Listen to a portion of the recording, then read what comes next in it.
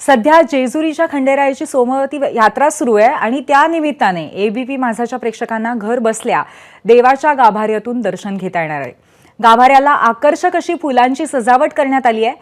खंडोबाच्या थेट गाभाऱ्यातून आढावा घेतलेला आहे आमचे प्रतिनिधी जयदीप भगत यांनी।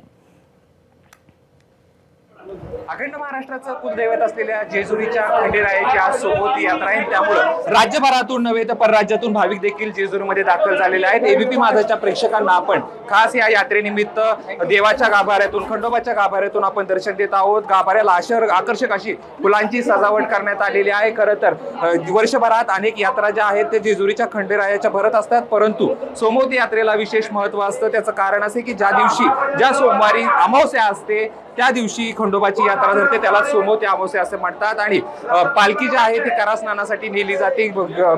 पालखीमध्ये देव ठेवले जाते। साधारणतः इथून 4 ते 5 किलोमीटर अंतर असलेल्या धालेवाडी या ठिकाणी करा नदीचं जे आहे ते स्नान घातलं जातं, परंतु ते असताना लाखोच्या संख्येने भाविक जे आहेत ते जेजुरीमध्ये दाखल झालेले असतात। आणि या ठिकाणी जे आहे ते दर्शनासाठी खरं तर भाविकांना दर्शन मिळणं फार जिकिरीच असतं। त्याचं कारण असते गर्दीच मोठ्या प्रमाणात असते, परंतु आज जे आहे ते एबीपी माझ्याच्या प्रेक्षकांना जे आहे ते घर बसल्या या ठिकाणी जो आहे ते आपण दर्शन देत आहोत। एकंदरीतच लाखोच्या संख्येने भाविक जे आहेत ते जेजुरीमध्ये दाखल झालेले आहेत।